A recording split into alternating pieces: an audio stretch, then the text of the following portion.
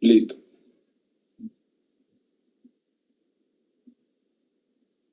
Bueno, pues ya vamos a comenzar. Mi equipo y yo, que está conformado por Figueroa Pineda, Johan Froilán, Mendoza Gutiérrez Denise y su servidora, Zurita Rojas Naomi, les vamos a exponer sobre amigdalitis y adenoiditis. La siguiente, por favor. Bueno, vamos a empezar con el tema de amigdalitis. Aquí les puse una definición bastante general, pero la vamos a ir aterrizando mejor acorde a la clasificación de las amigdalitis que vamos a ver más adelante. Entonces, así en general vamos a tener que es una inflamación de las amígdalas debido a infecciones ya sea virales o bacterianas. La siguiente, por favor. Y bueno, las amigdalitis se van a dividir en agudas y crónicas. Las agudas, a su vez, se van a dividir en víricas y bacterianas, y en estas podemos encontrar específicas e inespecíficas. Aquí subrayé las más comunes. En el caso de las bacterianas, sería específicamente por Streptococcus beta hemolíticos, y en el caso de las agudas víricas, sería por el virus inespecífico adenovirus y el mixovirus. La siguiente, por favor. Y bueno, vamos a recordar un poquito sobre las amígdalas palatinas. Recordemos que estas van a formar parte del anillo de Waldeyer, y estas se van a encontrar en el introito faríngeo.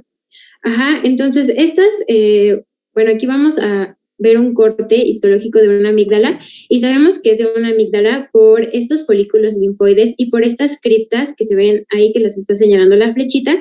Son muy profundas, puede tener de 15 a 20, y aquí en estas criptas amigdalinas es en donde se puede llegar a juntar el exudado, pues por estos folículos. La siguiente. Bueno, es importante recalcar aquí que en los niños las amígdalas se encuentran hipertróficas en algunos niños, entonces las vamos a encontrar de un tamaño un poquito más grande. Es en la adolescencia, a partir de los 10 años, que empiezan a reducir un poco su tamaño. Pero allí hay que aclarar que estás hablando de las amígdalas palatinas. Esa estructura histológica de la cual hablaste corresponde a las amígdalas palatinas. Sí. Amígdalas, ¿no? O tonsilas, que bueno, son las que generalmente se quitan en una cirugía, al igual que las adenoides, pero la anatomía de las adenoides es distinta, no posee esas criptas, no posee una hemicardia, entonces sí hay algunas diferencias. Todas este tejido linfoide, sin embargo, sí hacer esa puntualización. Sí. Bueno, la siguiente. Ok, y bueno, vamos a hablar de manera muy general. Aquí pues vamos a tener una entrada de microorganismos, sea virus o bacteria. Esta se va a adherir al epitelio estratificado, que es el tipo de epitelio que tienen las amígdalas, y va a lograr eludir algunos mecanismos de defensa, como es el batido ciliar. Una vez estos se van a multiplicar y van a empezar a colonizar el área. Esto pues nos va a dar una infección, y por lo tanto vamos a tener una inflamación del tejido linfoide por la acumulación de linfocitos. Esto nos va a dar como resultado pues exudado, enrojecimiento de la amígdala y pues una inflamación. La siguiente, por favor. Y bueno, vamos a empezar con la primera clasificación, que son las amigdalitis agudas víricas. Estos van a ser procesos producidos, como les había mencionado al principio, por virus inespecíficos y virus específicos.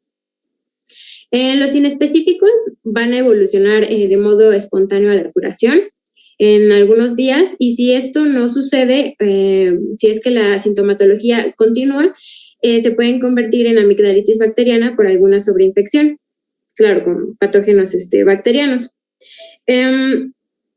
Estos son generalmente más frecuentes en periodos invernales, en de otoño y primavera. Y las principales fuentes de contagio van a ser por gotitas de flush o contacto a través pues, de la saliva. En las específicas, estas van a tener una evolución más larga e insidiosa y algunas de las formas clínicas que vamos a ver nos pueden producir secuelas. La siguiente, por favor. Y bueno, vamos a hablar ahorita de las inespecíficas. Vamos a hablar de una de las más comunes, que son por mixovirus y adenovirus. Esta va a tener un periodo de incubación breve. La sintomatología que aparece originalmente se presenta en forma de una discreta adenofagia. Esta generalmente pues va acompañada de prurito y de tos. Y de sequedad faríngea. El prurito a veces el paciente lo refiere que va desde la orofaringe hacia el oído. También, bueno, pues vamos a encontrar una inflamación amigdalina y esta con frecuencia pues va a ser también copartícipe del resto de la mucosa faríngea y viceversa. Entonces esto pues nos produce una sensación disfágica. ¿Le das otra para que salga la animación? Ajá. Cuando el cuadro es intenso, el paciente puede referir una sensación difusa de dolor en la región alta del cuello, especialmente va a apuntar en la región submaxilar. La siguiente, por favor. Para que salga la... Ajá. Otra. Ya, ok. Ajá. Entonces, la cefalea también va a ser un síntoma relativamente frecuente. Y en casi todos los casos hay una sensación de astenia y anorexia, que esta la asocian con dolores musculares y artralgias.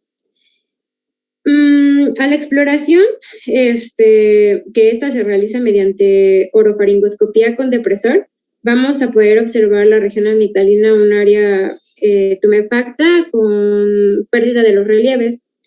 Y los pilares, tanto los anteriores como los posteriores, van a estar mal definidos. Y el velo del paladar también va a presentar estas características.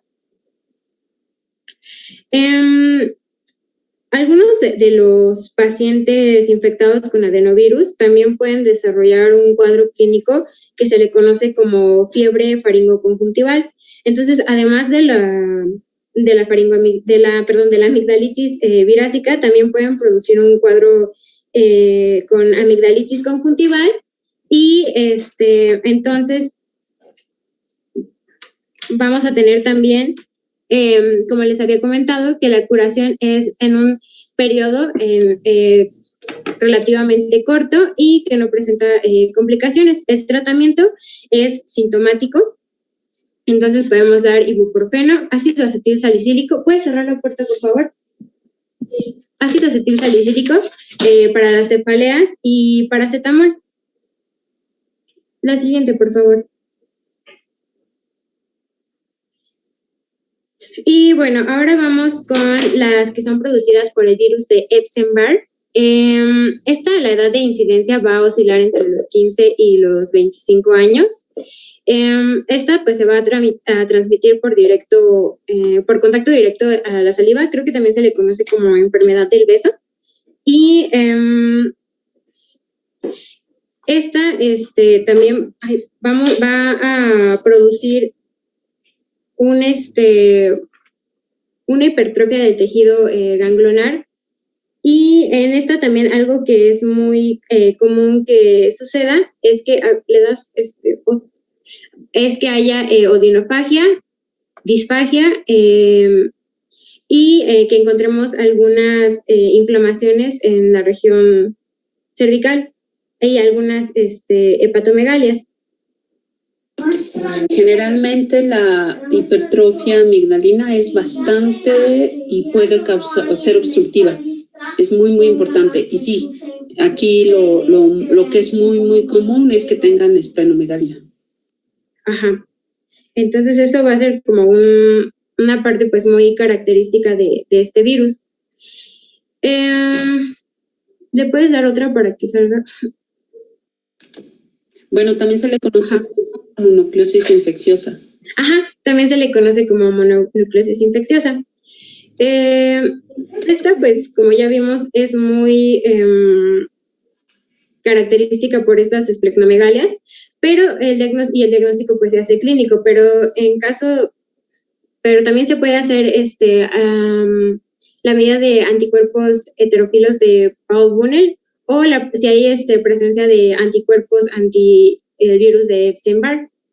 El tratamiento va a ser reposo. Se puede alargar hasta por varias semanas, entonces hay que decirle a nuestro paciente. El tratamiento es sintomático igual. También se puede utilizar algunos corticoides. Y la siguiente, por favor. Ajá. Y aquí, como vemos, pues la inflamación es bastante. Tenemos también un poco de exudado en la amígdala.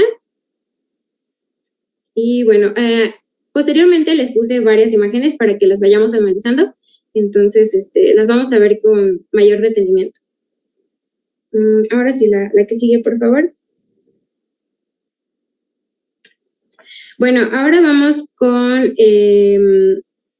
la amigdalitis por herpes simplex. Esta se va a tratar de una infección por el virus herpes simplex y van a existir dos modalidades de serotipo, el 1 y el 2. El primero es el que nos va a afectar pues la cavidad oral, la encía, la faringe, y el 2 es el que pues ya tiene sus mecanismos de acción en el tracto genital. El síntoma de consulta principal es la odinofagia y la disfagia. Y también puede tener un cuadro febril, gingivitis, que suele ir asociada con faringitis. También vamos a encontrar mal aliento y a la exploración mediante un depresor de lengua vamos a poder observar una inflamación, pues como ya les dije, en las encías y formaciones vasculares que se van a situar en la mucosa de la cavidad oral, en el velo del paladar y en la región amigdalina. En ocasiones también se pueden observar estas lesiones por fuera en la comisura de los labios. Estas vesículas con frecuencia se van a agrupar como en poblaciones vesiculares y van a ir creciendo hasta va a haber una fase de la vesícula en la que pues va a producir su ruptura y esta va a producir una ulceración en su lugar. En general, evoluciona hacia la curación espontánea y sin complicaciones. Y el tratamiento es sintomático con analgésicos, pues para la intensa odinofagia. Aunque leí que si el paciente estaba inmunocomprometido, se podía dar aciclovir. Y bueno, la siguiente, por favor. Bueno, ahora vamos a hablar de la amigdalitis por el virus Coxsackie. Cuando este virus afecta a la amígdala, va a producir una enfermedad denominada como herpangina. También vamos a tener otro virus, de otro grupo que es el grupo B, que también produce algunos síntomas parecidos, pero el más común es el del grupo A. Va a ser una afección generalmente pediátrica y además de las manifestaciones otorrinolaringológicas, también puede producir afecciones faringeas de vías respiratorias inferiores. Y bueno, el síntoma principal de esta amigdalitis es la odinofagia. También un cuadro febril elevado. Y pues en sí la sintomatología es inespecífica. Entonces, a los datos de la exploración orofaringoscópica, pues nos pueden orientar un poquito más. Y aquí podemos ver, vamos a poder apreciar en la superficie anterior del paladar múltiples vesículas muy, muy chiquititas. Mira, ¿le puedes dar una para que salga la imagen, Johan, por favor? Ajá. Aquí se ven un poco grandes, pero les tengo otra imagen en donde se ven como se ven normalmente, pero sí se agrupan muy, muy chiquitas y como ven, pues no solo se encuentran en las amígdalas, sino que también puede estar en la úvula o en el paladar. Y bueno, pues en sí las lesiones grandes son muy discretas y en ocasiones estas vesículas pues solo se aprecian como una irregularidad rugosa en la superficie del velo del paladar y en los pilares amigdalinos. El tratamiento es sintomático con analgésicos y se recalca mucho que debe de haber una ingesta de líquidos adecuada. La siguiente, por favor. Bueno, ahora vamos con las amigdalitis bacterianas. Estas se van a producir por una colonización bacteriana y van a cursar con una sintomatología intensa en un periodo de tiempo limitado. Y transcurrido esto, pues la amígdala va a volver a la normalidad. Entonces vamos a empezar con la amigdalitis aguda estreptocóxica. Esta pertenece al grupo de las inespecíficas y, bueno, la infección por estreptococos es la infección bacteriana más habitual en el ser humano. Y se diferencian 3 tipos, que es alfa, beta y gamma, pero el que nos interesa ahorita es el beta. Pues va a tener una intensa actividad hemolítica debido a la presencia de streptolicinas O y S. Y bueno, generalmente cursa con un cuadro sindrómico pues muy similar al de las amigdalitis víricas inespecíficas. Y muchas veces en la historia natural de la enfermedad, primero se presenta alguna infección vírica y después, como les había dicho en el principio, puede evolucionar a bacteriana. Y bueno, pues el primer síntoma suele ser odinofagia y disfagia. Tienen una intensidad creciente si es que ya hubo viriasis, pues a lo largo de horas. También vamos a percibir una secreción faríngea espesa y que se va viendo como viscosa y densa y un aspecto ceroso supurado. El enfermo puede llegar a toser y si tose puede presentar el esputo y puede ser hemorrágico y pues fiebre muy elevada. En esta forma de amigdalitis el edema es considerable y también se da en el velo del paladar. Entonces, esto también nos puede producir alteraciones en la resonancia de la voz y hace que la voz del paciente tenga un aspecto como gangoso. La cefalea también suele acompañar, pues, a la fiebre que ya les había mencionado. Y bueno, el tratamiento, el diagnóstico se debe hacer un diagnóstico diferencial con la difteria. Pero es diferente la lesión porque es blanda al tacto, no se ve no tiene un aspecto tan denso como el de la difteria y en el caso de la difteria se encuentra súper pegado a la mucosa amigdalina, entonces si es que se llega a despegar puede dejar un rastro de sangre y esto no pasa pues en una amigdalitis bacteriana por estreptococo. Y bueno, se puede hacer un cultivo bacteriológico. En el tratamiento, pues, el paciente debe de guardar reposo. También se da fármacos analgésicos, antiinflamatorios y antipiréticos, como el ácido acetilsalicílico, el paracetamol o el ibuprofeno. Y el tratamiento que vamos a prescribir, el tratamiento antibiótico, debe de ser de un mínimo de 10 días. Y el fármaco de elección es la amoxicilina con ácido clavulánico o cefalosporinas. Y en pacientes que son alérgicos a la penicilina, la opción más indicada es un macrólido. La siguiente, por favor. Ok, ahora vamos con esta, que es una infección amigdalina que es producida por un bacilo que se llama Blauvicen. Y esta es muy característica porque solo se presenta de manera unilateral y circunscrita a la amígdala. Los síntomas que vamos a tener es que va a aparecer un exudado en la superficie de la amígdala, va a tener un olor fétido, se va a poder ver también una pues sí, como un tipo de úlcera. Y a ver, ¿le puedes dar una para ver si sale la imagen? Ajá. Como les decía, va a formar un exudado de color grisáceo, es unilateral, Se va a presentar odinofagia, pero es igual unilateral, va a ser intensa y va a evolucionar hacia la desaparición en unos días.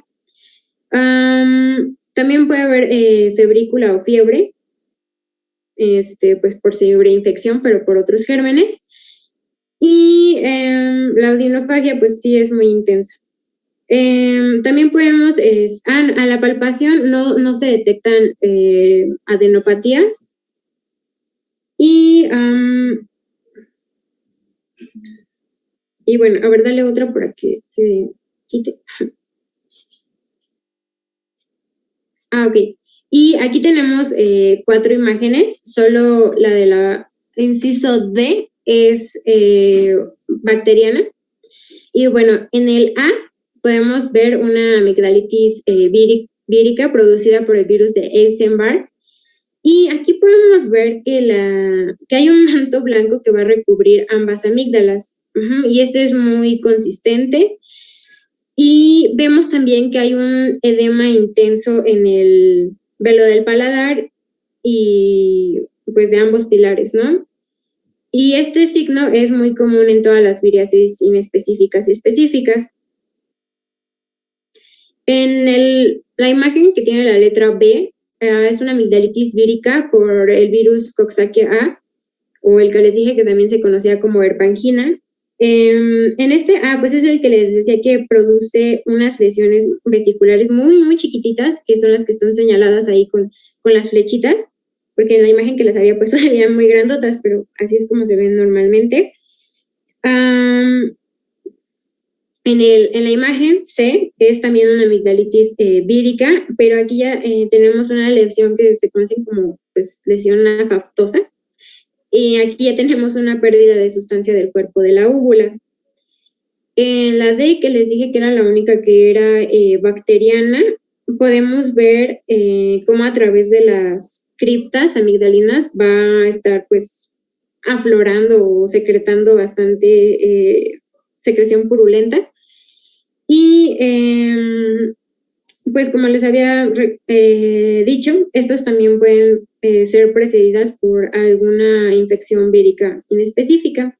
Aquí también en esta vemos un intenso edema en la úvula, que se conoce como signo de la úvula. La siguiente, por favor.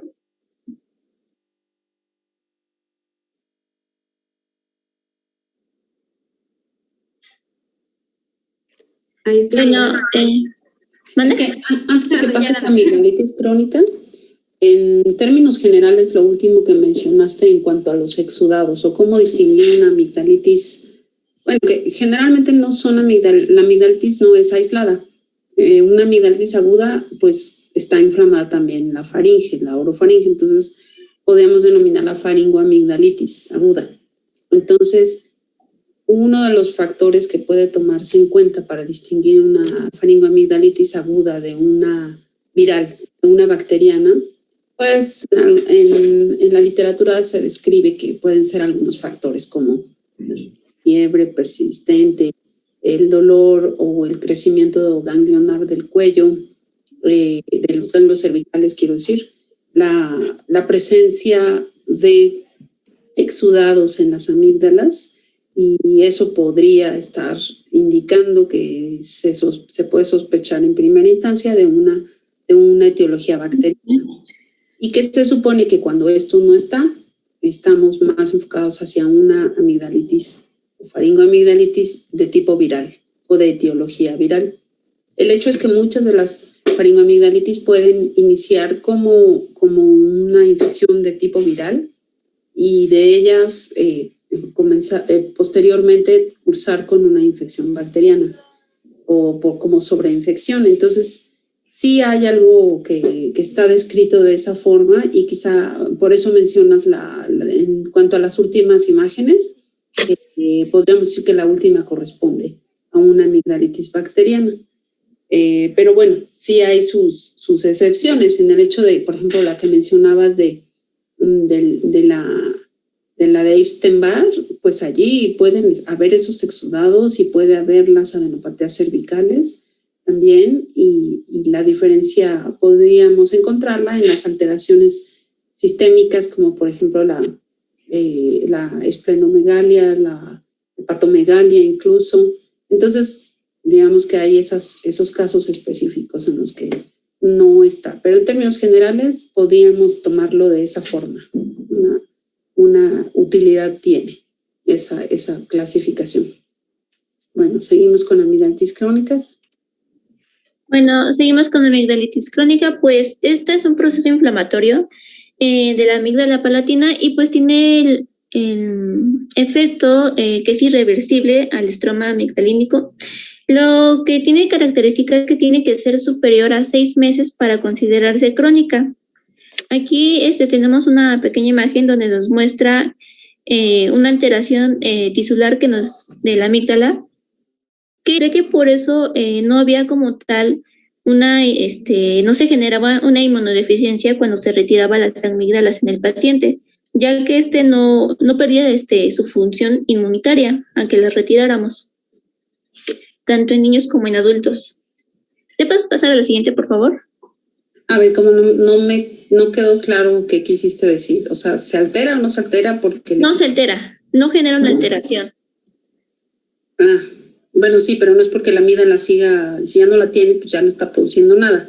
Realmente porque no es el único sitio en donde hay una producción importante de IgA, que es específicamente la que se produce en las mucosas. Entonces, sí, efectivamente, si se quitan las amígdalas palatinas, no hay una disminución importante y permanente. Dicen que sí está escrito que sí hay una ligera disminución, pero no tiene un impacto relevante, ¿no? Por el hecho de que esto se recupera. Si hay una ligera disminución, se recupera con el paso de 2 meses o 3 meses y ya no hay mayores repercusiones. Bueno, también en el paciente pediátrico en la infancia, esta se suele asociar a la hipertrofia amigdalina, aunque no necesariamente algo que tenga que estar presente, pero sí podemos encontrarlo en el paciente pediátrico. Sin embargo, en el adulto no vamos a encontrar como esa característica, no vamos a ver esa alteración de las amígdalas porque se va a tender a una retracción fibrótica, ya que, como les comentaba, pues tiene que ser superior a 6 meses para considerarse crónica. Entonces, lo que yo estaba leyendo es que como es tan constante, se genera una fibrosis en la amígdala que no se logra apreciar el crecimiento como tal en el adulto. La siguiente, por favor. Pues eso es parcialmente cierto, porque sí hay en los adultos, es bastante común que tengan una hipertrofia amigdalina. No, van a hablar del grado de ¿sí? Digamos, del grado de acuerdo a la clasificación, el grado 4 de 4 puede presentarse también en pacientes adultos y de hecho es lo más común.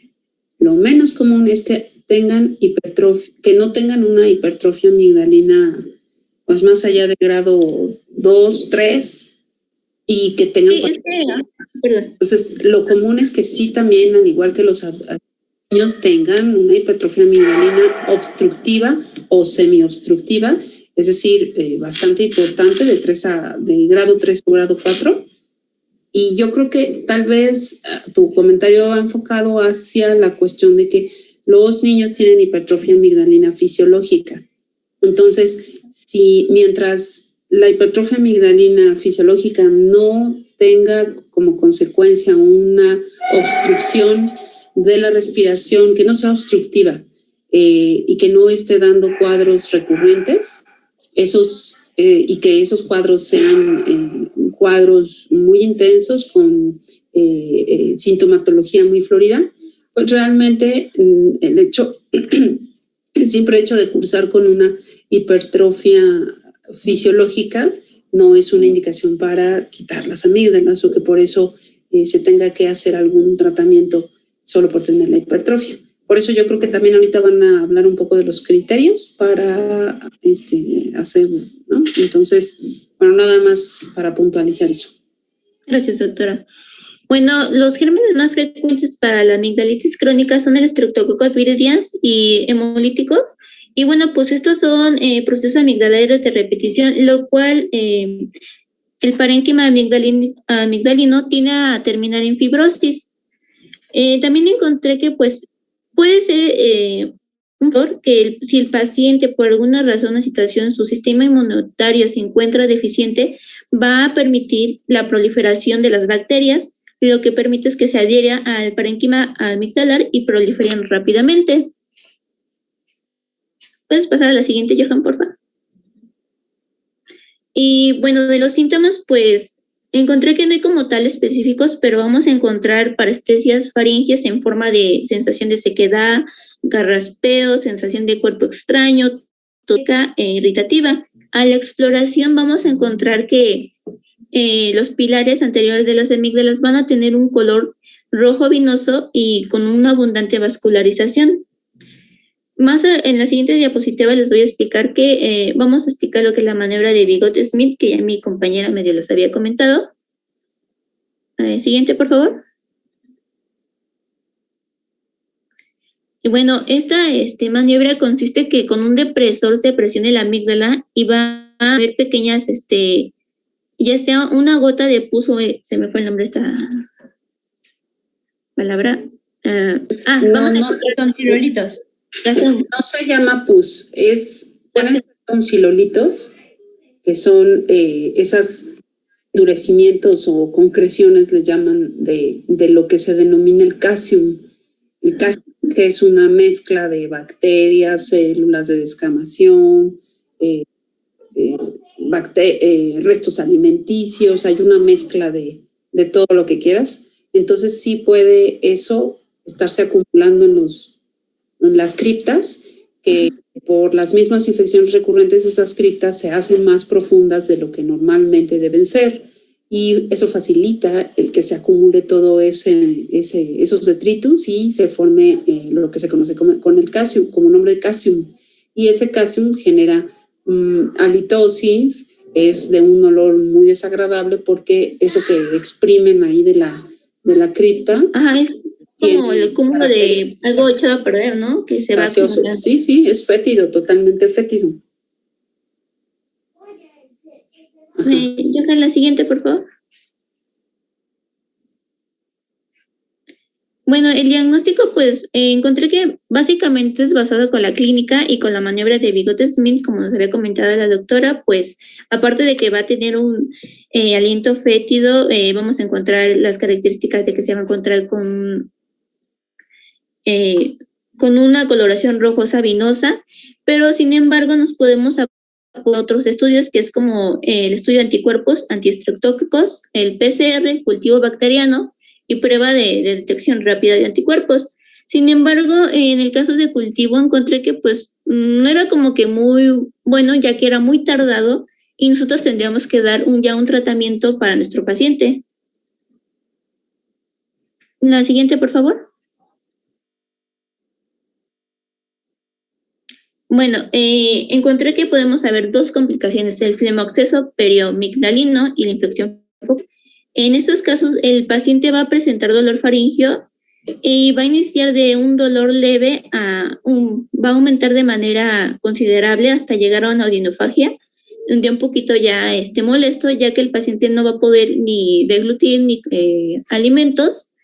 Asimismo, esto va a provocar que cambie la resonancia de la voz del paciente, generando una voz amigdalina con una velada ganglosa, como si estuviéramos como la nariz tapada. Va a generar ese tipo de voz en el paciente, ya con una complicación más grande. Siguiente. Sí, también le llaman voz en papa caliente, o como si trajera una papa caliente, o también voz farfullante.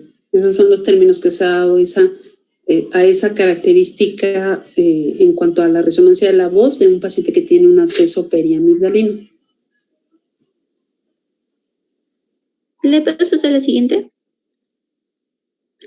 Bueno, pues el tratamiento de la amigdalitis crónica es la amigdalectomía, pero no solamente a menos que sea realmente obstructiva. Sin embargo, pues el tratamiento es con penicilina, benzatina y salicatos, y bueno, van a tener como un efecto paliativo a complicación. Salicilatos. Salicilatos. Y además no es lo recomendable usar AINES para, o sea, no es una indicación, digamos, que se haga con frecuencia en el tratamiento de una amigdalitis crónica. De hecho, bueno, las amigdalitis crónicas pueden tener agudizaciones y pasar un periodo prácticamente asintomático y luego otra agudización. Entonces, a veces es muy raro que los pacientes, también adultos sobre todo, ya no tengan infecciones con frecuencia o recurrentes, pero sí les ocasiona la formación de los tonsilolitos que mencionaban o formación de calcium con frecuencia, y eso tener como resultado el que padezcan de dolor faríngeo o dolor amigdalino en el sitio donde tienen la cripta, se inflama la cripta y se inflama ahí todo por la presencia del calcium, y eso es recurrente. No necesariamente es una amigdalitis muy severa, a veces solo es esa irritación y les ocasiona litosis. Esto es una indicación también para hacer la cirugía, aunque no haya hipertrofia, obstrucción en el caso de los adultos. En el caso de los niños, el problema principal casi siempre coincide en los episodios recurrentes de amigdalitis con la hipertrofia amigdalina obstructiva. Entonces, las dos cosas están allí coincidiendo y por eso es la principal indicación para realizar una amigdalectomía. Sí. Gracias. Siguiente. Bueno, ¿le puedes pasar a la siguiente, por favor? Aquí ahorita les voy a explicar también de los grados, pero creo que era primero también hablar de la hipertrofia amigdalar antes de dar los grados de complicaciones de la amigdalitis. Como les comentaba la doctora, que va del 0 al 4 y encontré otro que va del 0 al 5, pero primero les explico rápido esto. Bueno, pues la hipertrofia amigdalar va a ser un aumento desmedido del amigdalino, y este va a producir una hipertrofia adenoide. En general, también va a afectar a los órganos del anillo linfático de Waldeyer. Siguiente, por favor. Y bueno, encontré que en el paciente pediátrico pues va a sufrir como una crisis de tos durante la deglución, y esto va a ser más frecuente tras al despertar o en el desayuno. Esta sensación pues puede aumentar a llegar a náuseas y con frecuencia va a terminar en vómito.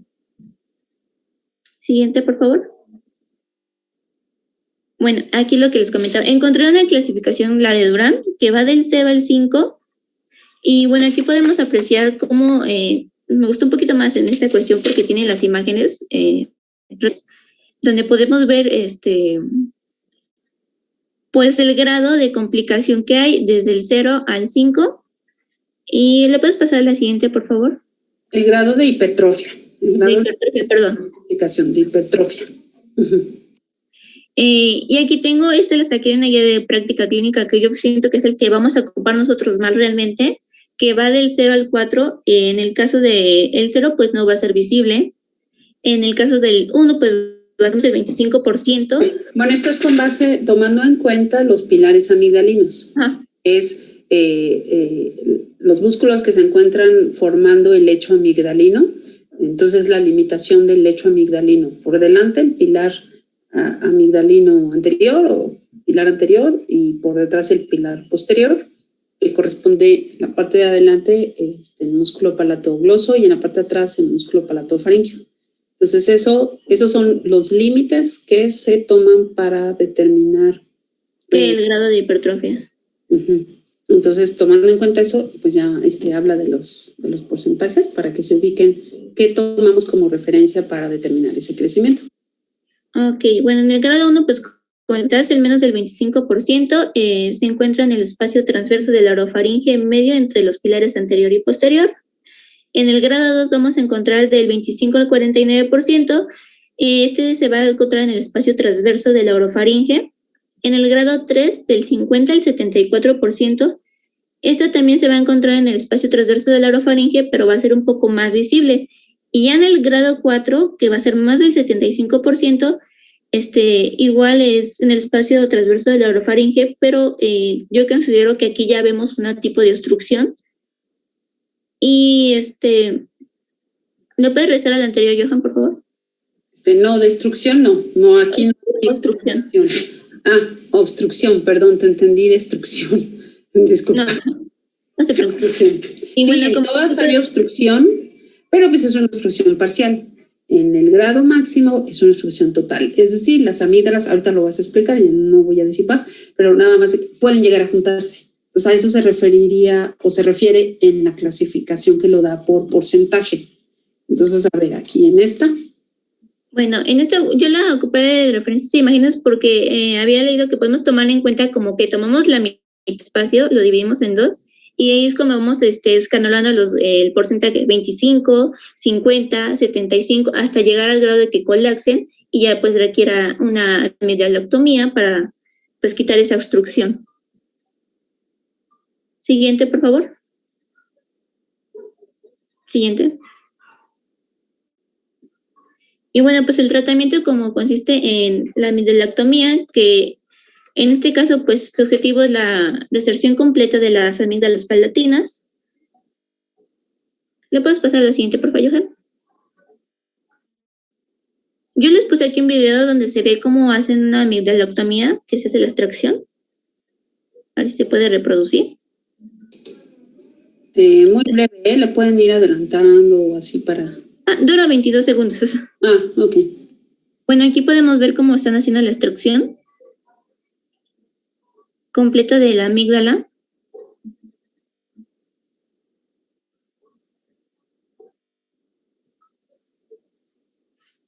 Y bueno, pues este sería nada más el video de complemento. La cirugía es con anestesia general.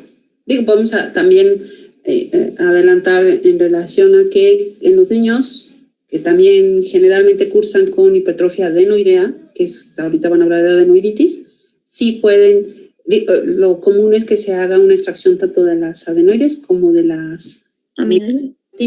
Entonces, se hace con anestesia general, se hacen los dos procedimientos. Hay varias técnicas, ahí la que pasaron es con electrocauterio, pero también hay una técnica que es con bisturí y disección roma de la amígdala, no se usa el electrocauterio, entonces bueno, pero digamos que en términos generales sería como las características, con anestesia general, y que pueden ser técnicas que son con técnicas frías, en las que no se usa ningún tipo de ni electrocauterio, ni microdebridador, ni nada, ningún otro instrumento extra, más que la disección roma tradicional. Okay. Bueno, entonces de mi parte pues sería todo. Sigue mi compañero. Bueno, para terminar vamos a empezar con el tema de adenoiditis. Primero que nada, ¿qué es la adenoiditis? Pues una inflamación de las adenoides característica por un aumento de tamaño fuera de proporción de la nasofaringe, que por el mismo aumento produce una obstrucción nasal. Para su mejor estudio y tratamiento se divide en aguda y crónica. Vamos a empezar con la aguda. ¿Qué es la adenoiditis aguda? Pues es la inflamación infecciosa transitoria de la amígdala faríngea o adenoide. En esta se puede presentar un cuadro séptico inflamatorio de las vías respiratorias superiores, incluyendo cavidades nasosinusales y la orofaringe en sí. ¿Cuál es su etiopatogenia? Empezando por los microorganismos más importantes, tenemos que la infección... Bueno, primero, quisiste decir la nasofaringe en sí. Ok. Sí, no la orofaringe. La amigdalitis, o sea, de las amígdalas palatinas, es así, obstrucción de la orofaringe, pero de las adenoides es rinofaringe. Ok, gracias, doctor. O nasofaringe, es sinónimo. Gracias, doctor. Empezando con la etiopatogenia, tenemos que los principales microorganismos que nos van a dar nuestra infección vírica inicial van a ser el rinovirus y los virus de la parainfluenza o influenza. Cuando hay en caso de sepsis aguda, esta se divide en dos fases. La primera fase, que es la infección vírica, que es la que les acabo de mencionar anteriormente, y la segunda fase, que es una sobreinfección bacteriana. Esto es importante porque nuestro cuadro clínico va a cambiar y por lo tanto nuestros tratamientos también. La sobreinfección bacteriana puede estar dada por bacterias locales, principalmente los Streptococcus pyogenes, el Streptococcus pneumoniae, Haemophilus influenzae y Staphylococcus aureus. Factores ambientales, pues como toda patología de las vías superiores respiratorias, tenemos que los cambios bruscos de temperatura atmosférica y el descenso térmico ambiental y corporal del paciente juegan un papel importante. Y otros factores a tener en cuenta es la inmadurez inmunitaria de los pacientes, ya que todos nuestros pacientes, bueno, la mayoría de estos van a tener una edad menor a los 8 años. ¿Cuál es su fisiopatología? Como mi compañera Lucía ya nos comentó, tenemos nuestro anillo de Waldeyer, que es un tejido linfoide secundario, específicamente un tejido linfoide asociado a mucosas o MALT. Este tejido linfoide está localizado estratégicamente en las vías superiores en las vías superiores respiratorias, ya que todo patógeno que entre al cuerpo va a pasar por ahí. ¿Qué tenemos en nuestro tejido linfoide asociado a mucosas? Tenemos un conjunto de linfocitos TCD4, TCD8, nuestros macrófagos, nuestros mastocitos. Por lo tanto, cuando entre el patógeno, el macrófago lo va a identificar y va a empezar a producir nuestros mediadores de la inflamación, principalmente interleucina 1, factor de necrosis tumoral alfa e interleucina 6. Estas tienen efectos principalmente en la activación vascular de este endotelio y en la activación de linfocitos, los cuales nos va a condicionar la inflamación de la adenoides en sí, la característica que es muy vascular, muy colorada, vaya, y la fiebre que se presenta en algunos casos. ¿Cuál es el cuadro clínico? Empezamos con una rinitis vírica constituida por una rinorrea fluida, transparente o blanquecina, estornudos e insuficiencia respiratoria por la congestión que causa esta inflamación. A la exploración física, aquí en algunas imágenes me equivoqué porque se puede solo apreciar por medio de endoscopía nasal y cuando podamos ver nuestra amígdala la vamos a encontrar tumefacta con mucha secreción mucopurulenta y con infiltración vascular muy intensa debido a la colonización de la vegetación adenoidea. Vamos a encontrar... Lo que pasa es que la cuestión de la exploración física normal, en la cual con un rinoscopio y una lámpara frontal vemos la región anterior de la nariz, pues vamos a ver esas imágenes. Son válidas porque pues en el cuadro clínico el niño va a tener una rinorrea franca, purulenta, y pues puedes ver así, puedes ver los cornetes en la primera imagen que estás mostrando, ves el cornete inflamado, la secreción purulenta y la mucosa toda roja, hiperémica. No estás viendo directamente las adenoides, pero ya en la imagen de abajo, pues sí, ya es un endoscopio que se pasa por la nariz y se observa ya en la rinofaringe, ya ves directamente las adenoides ahí inflamadas. Pero sí, la primera imagen también es válida porque es parte del cuadro clínico, así también se ve.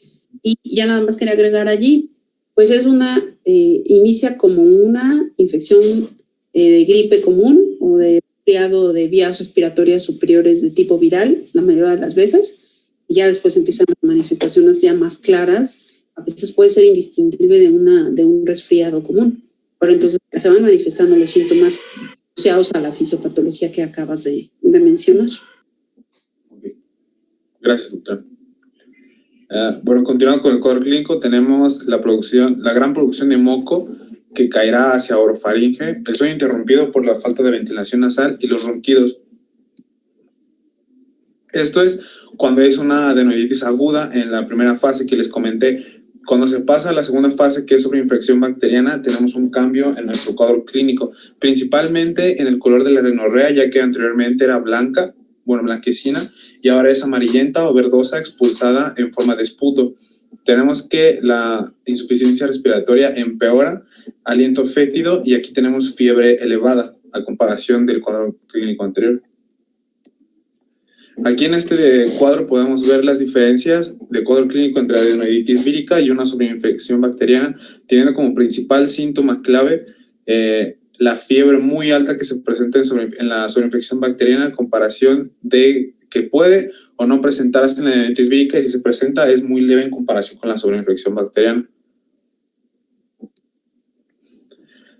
Por el diagnóstico, pues complementando la exploración física con la clínica que tenemos, pues no, es muy difícil errar el diagnóstico, y se debe realizar un diagnóstico diferencial con otras enfermedades infecciosas como faringitis aguda, laringitis aguda o amigdalitis aguda.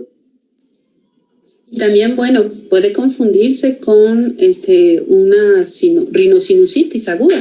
En el caso de un niño, puede cursar con los mismos síntomas. Va a tener obstrucción nasal, mucho moco, un estado tóxico, la fiebre, la respiración oral. Los niños, fundamentalmente a estas edades, son respiradores nasales obligados. No tienen la respiración oral que se va desarrollando a consecuencia de tener algún motivo de obstrucción nasal. Entonces, están muy sintomáticos con mucha obstrucción o dificultad respiratoria por el hecho que tienen tapada la nariz. Entonces, son respiradores nasales obligatorios y eso hace que el cuadro sea también a veces indistinguible de una rinosinusitis aguda, bacteriana. Okay. Gracias, doctor. Pasando al tratamiento, pues la historia natural de esa enfermedad termina en resolución espontánea sin ninguna complicación. En la fase catarral vírica se puede suministrar algún analgésico como paracetamol de 10 miligramos sobre kilo dosis. Se puede administrar antihistamínicos para mejorar la congestión y los lavados isotónicos para tener una mejor higiene en la zona y poder expulsar todo el moco posible. Los antibióticos se recetan solo en caso de sobreinfección bacteriana y el principal es la amoxicilina con ácido clavulánico de 30 a 50 miligramos. Normalmente no vamos hasta 50 porque uno de los efectos secundarios del ácido clavulánico es la diarrea en los pacientes. Entonces nos podemos quedar entre 30 o 40 miligramos sobre kilo de peso corporal por día, dividida cada 12 horas. Pero en el caso de la dosificación para rinosinusitis aguda o adenoiditis, es hasta 90 miligramos por kilo de peso, dividido en 2 dosis. Hay presentaciones especiales para que haya una mayor concentración del ácido clavulánico. Recuerden que para hacer el cálculo de la dosis en la amoxicilina con ácido clavulánico, el que se toma en cuenta, para tomar en cuenta, es la amoxicilina. Entonces, sí, las presentaciones especiales, tanto para sinusitis como para otitis o para adenoiditis, viene a una dosis mayor, a una concentración mayor del ácido clavulánico. Justamente mayor ajustada para que se pueda ser mejor tolerada y para poder darse cada 12 horas de preferencia, por el hecho de que o para que sea más tolerable la administración a esas dosis de ácido clavulánico. Entonces sí, el tratamiento allí difiere un poco, sí se puede ir hasta 90 miligramos por kilo de peso. Y debe ser el tratamiento por hasta 14 días. Ok. Gracias, doctora.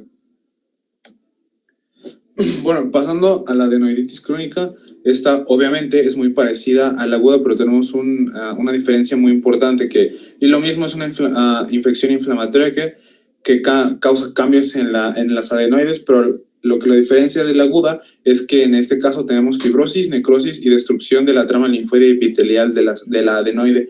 Esta tiene una evolución. Bueno, sí, pero eso sería, digamos, a nivel histológico, lo que ves en estos cambios. Pero clínicamente es muy diferente. Una adenoiditis crónica. Sí, ahorita voy a hablar del cuadro clínico. Ok, sí, porque no, en esta, a menos de que tengas agudizaciones que también pueden ocurrir, vas a tener manifestaciones de una aguda, pero tienes una evolución de un cuadro clínico característico de una crónica, de una hipertrofia adenoidea crónica. Ahorita vamos a hablar de todas las consecuencias que tiene el que el niño se haga respirador oral y que tenga obstrucción nasal de forma crónica. Pero sí, en cuanto a que haya agudizaciones, no se confundan con la idea que pues esto puede estar, que sea crónica y también tiene manifestaciones de aguda en determinados momentos, ¿no? O agudizaciones les llamamos. Ok. ¿Cuál es la etiopatogenia de nuestra adenoiditis crónica? Pues tenemos que aquí también influyen factores constitucionales como el factor hereditario familiar, la tendencia al desarrollo excesivo del tejido linfático y paladar ojival. Agentes infecciosos, pues los mismos que en la adenoiditis aguda, microorganismos propios de la flora mixta, predominantemente Streptococcus. Y tenemos que los cuadros de adenoiditis agudas pueden ser un factor de riesgo para producir una adenoiditis crónica. Aunque estos cuadros se resuelvan, pues la incidencia alta de cuadros va a provocar cambios histológicos que facilitará el cruzamiento de gérmenes en la zona. Sí, y también un factor muy importante que se ha visto es la presencia de rinitis alérgica. Los niños que tienen rinitis alérgica pueden hacer esta hipertrofia de tejido linfoide y eso favorecer el que tengan como consecuencia, pues sí, cuadros más recurrentes de vías respiratorias superiores en general y que muchos de esos sean adenoiditis. Es un factor importante, la rinitis alérgica. Gracias, doctor. Pasando al cuadro clínico, vamos a tener y lo mismo, insuficiencia respiratoria nasal bilateral por el bloqueo de las fosas de la nariz, vaya, la rinitis mucopurulenta crónica con rinorrea espesa y amarillenta o verdosa.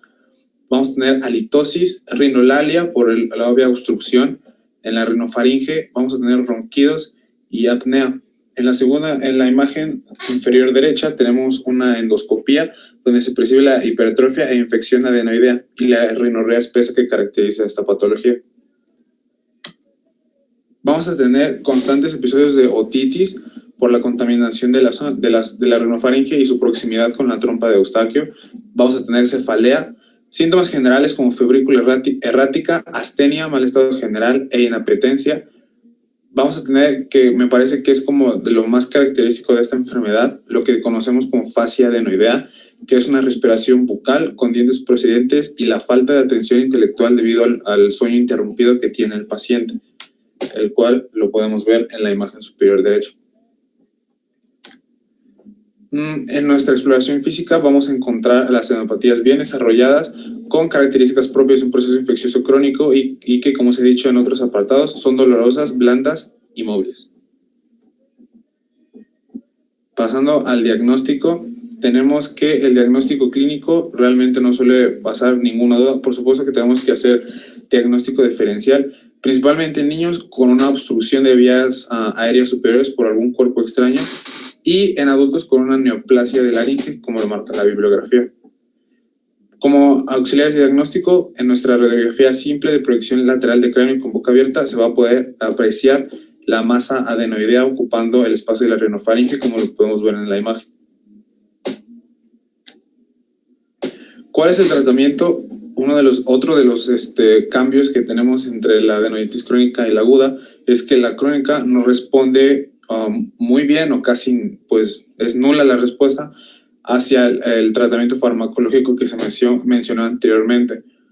Por lo tanto, el tratamiento de elección va a ser la adenoidectomía o la extirpación quirúrgica de las adenoides.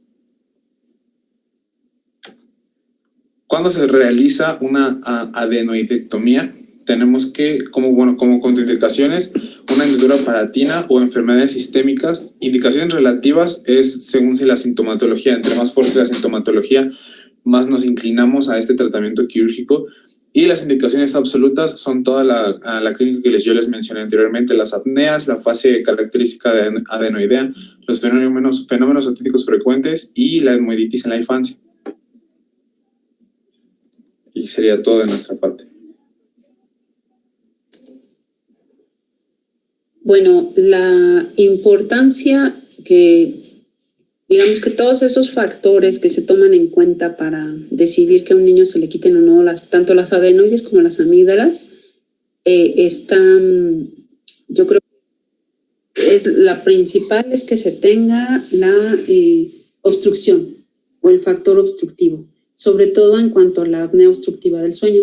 Es un factor que en el caso de los niños es una enfermedad que puede tener repercusiones graves, el hecho de que el niño tenga episodios de apnea durante el sueño. Entonces, como la principal causa de la apnea obstructiva del sueño en el caso de los niños es hipertrofia adenoidea y amigdalina, es algo que si el paciente tiene, es un factor principal para decidir la cirugía. Cuando los niños tienen adenoiditis e hipertrofia adenoidea aislada, hay que pensar que pueda tener hipertrofia y que un factor alérgico de fondo. Entonces, sí se da tratamiento. No se puede dar un ciclo de antibiótico, pero se da tratamiento de la patología de base, que en este caso sería la rinitis alérgica. Muchos niños se les da el tratamiento adecuado para rinitis alérgica con esteroides nasales, antihistamínicos, combinación de estos o tratamiento con inmunoterapia, y puede ser que esa hipertrofia adenoidea deje de ser obstructiva. Va a haber adenoides ahí porque es normal que haya en estas etapas pediátricas, sin embargo, no van a ser obstructivas. Entonces, sí son casos en los cuales a una hipertrofia crónica o a una adenoiditis crónica, una hipertrofia adenoidea obstructiva o semi-obstructiva, no termina en una cirugía. Sí se puede llegar a dar esos casos. Son raros porque casi siempre coinciden con hipertrofia, amigdalina también, y se hacen los dos procedimientos, porque sí, el factor obstructivo creo que es la principal indicación. Bueno, dudas, preguntas, comentarios, alguien que quiera agregar algo. ¿No? ¿Nada? Yo, doctora. Sí, dime, Marco. Lo que es la adenoiditis la adenoiditis crónica puede tener una complicación pues grave, no sé, como la muerte. Pues si tiene en cuanto a la adenoiditis crónica obstructiva, puede el niño cursar con una apnea obstructiva del sueño que, si de acuerdo a su clasificación puede ser leve, moderada o severa. En el caso de una apnea severa, es decir, que tiene hipoxemias durante el sueño de menos de hasta 80 de porcentaje de saturación de oxígeno, muchas apneas a lo largo de un minuto, esto monitorizado por una polisomnografía, que es un estudio que se hace del sueño en una clínica de sueño, y todo eso se determina de forma cuantitativa y cualitativa de el grado o la severidad de la apnea obstructiva. A la larga son niños que pueden desarrollar incluso complicaciones cardíacas y pulmonares graves, que sí pueden llegar a tener una complicación tan grave como la muerte. No es lo común, no tengo ahorita presente la estadística de que tantos niños se detecta que tienen una patología pulmonar y que como causa de fondo fue una obstrucción nasal crónica, pero sí, digamos, hablando en términos de una complicación mortal, pues sí, complicaciones pulmonares y cardíacas, sí pueden serlo. Gracias, doctora. De nada. ¿Alguien más? Yo tengo dos